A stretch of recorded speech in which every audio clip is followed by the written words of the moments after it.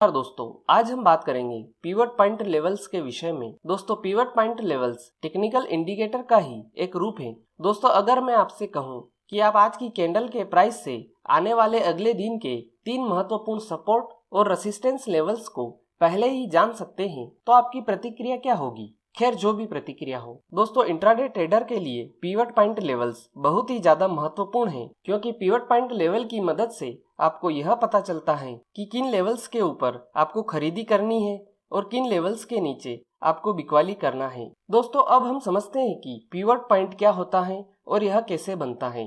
Pivot point एक ऐसा level होता है जिस पर आकर बाजार अपनी दिशा बदलता है। दोस्तों, पिवट पॉइंट हर दिन अलग अलग होता है। पिवट पॉइंट को बाजार का केंद्र बिंदु भी कह सकते हैं, क्योंकि बाजार हमेशा पिवट पॉइंट के हिसाब से ही ऊपर नीचे चलता है। जिस प्रकार घड़ी के तीनों कांटे एक केंद्र बिंदु पर टिके होते हैं, उसी प्रकार मार्केट का पूरा मोमेंटम पिवट पॉइंट के ऊपर केंद्रित होता है। पिवट पॉइंट लेवल को बनाने के लिए 3 पॉइंट की जरूरत होती है: हाई, लो और क्लोज। कैंडल के हाई, लो और क्लोज प्राइस आपको सामान्य अंक गणितीय सूत्र के आधार पर आने वाले दिन का पिवट पॉइंट लेवल बता सकते हैं। दोस्तों, हमें यहाँ पिवट पॉइंट लेवल को जानने के लिए उसकी गणितीय जटिलता को जानने की कोई आवश्यकता नहीं है, क्योंकि आजकल जो आपका ट्रेडिंग सॉफ्टवेयर है उसमें यह इंडिकेटर पहले ही अंकित होता है, जो आपको सीधे सीधे ही पिवट पॉइंट लेवल की जानकारी दे देता है।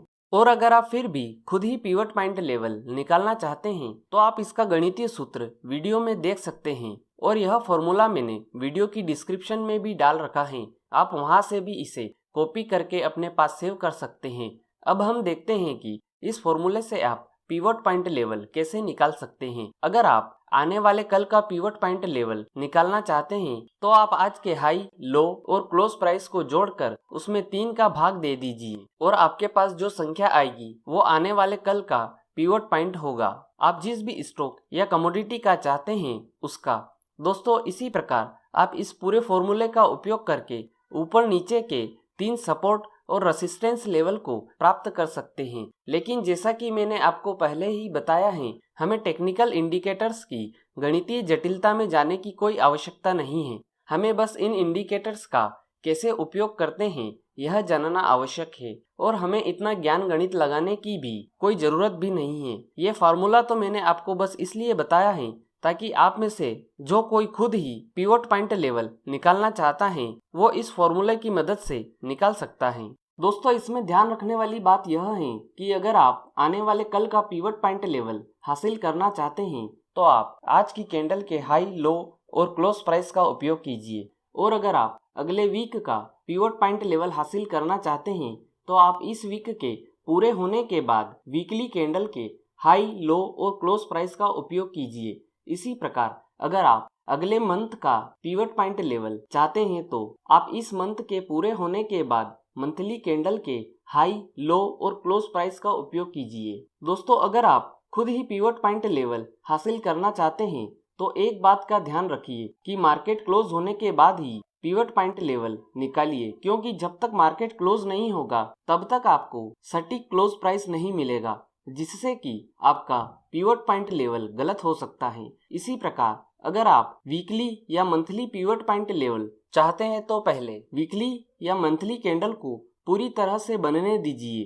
तभी आपको सटीक पिवट पॉइंट लेवल प्राप्त हो सकता है। दोस्तों, अब जबकि आपको पता चल गया है कि पिवट पॉइंट कैसे निकालते हैं, तो जब आप पिवट पॉइंट निकालेंगे या आप उसे चार्ट में देखेंगे, तो आपको पिवट पॉइंट के ऊपर नीचे कुछ लेवल्स भी दिखाई देंगे, जैसा कि आपको वीडियो में दिखाई दे रहा है। पिवट पॉइंट के ऊपर आपको दिखाई देगा R1, R2 और R3। इसी प्रकार पिवट पॉइंट के नीचे आपको दिखाई देगा S1, S2 और S3। पिवट पॉइंट के ऊपर और नीचे के इन लेवल्स को पिवट पॉइंट लेवल्स कहते हैं। पिवट पॉइंट के ऊपर के 3 लेवल R1, R2 और R3 रेसिस्टेंस 1, रेसिस्टेंस 2 और रेसिस्टेंस 3 को दर्शाते हैं, और नीचे के 3 लेवल S1, S2 और S3 सपोर्ट 1, सपोर्ट 2 और सपोर्ट 3 को दर्शाते हैं।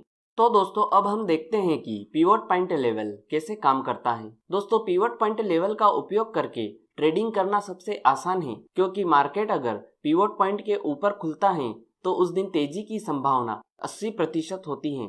इसी प्रकार अगर मार्केट पिवट पॉइंट के नीचे खुलता है तो उस दिन मंदी की संभावना 80% होती हैं। और यही पिवट पॉइंट का गुड रहस्य है कि अगर प्राइस पिवट पॉइंट के ऊपर खुलता है तो उस दिन खरीदी करें, और अगर प्राइस पिवट पॉइंट के नीचे खुलता है तो उस दिन बिकवाली करें। इस बात का आप हमेशा ध्यान रखें। अब हम R1, R2 और R3 की बात करते हैं। R2 या R3 के ऊपर जब बाजार निकल जाता है तब बाजार ओवरबॉट हुआ है ऐसा माना जाता है, लेकिन R2 या R3 के ऊपर बाजार निकल जाने के बाद हम बिकवाली नहीं कर सकते हैं, क्योंकि जो बाजार में अपर सर्किट लगते हैं वो तो R2 या R3 के ऊपर जाकर ही लगते हैं। बस आप इतना ध्यान रखिए कि R2 या R3 के ऊपर बाजार आपको ओवरबॉट दिखाता है, ना कि बिकवाली करने की कंफर्मेशन देता है। इसमें आपको खरीदी पिवट पॉइंट और R1 के बीच में ही करना चाहिए, और जितना हो सके पिवट पॉइंट के पास में ही खरीदी करें। इसी प्रकार हम S1, S2 और S3 की बात करते हैं।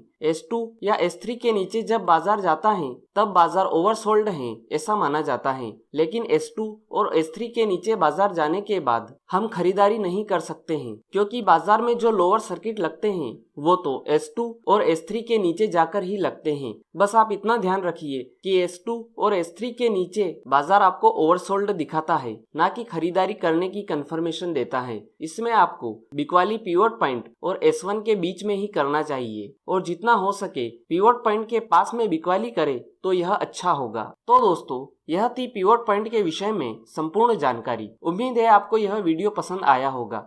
अगर वीडियो से जुड़ा कोई भी सवाल आपके दिमाग में है तो आप कमेंट बॉक्स में जाकर पूछ सकते हैं।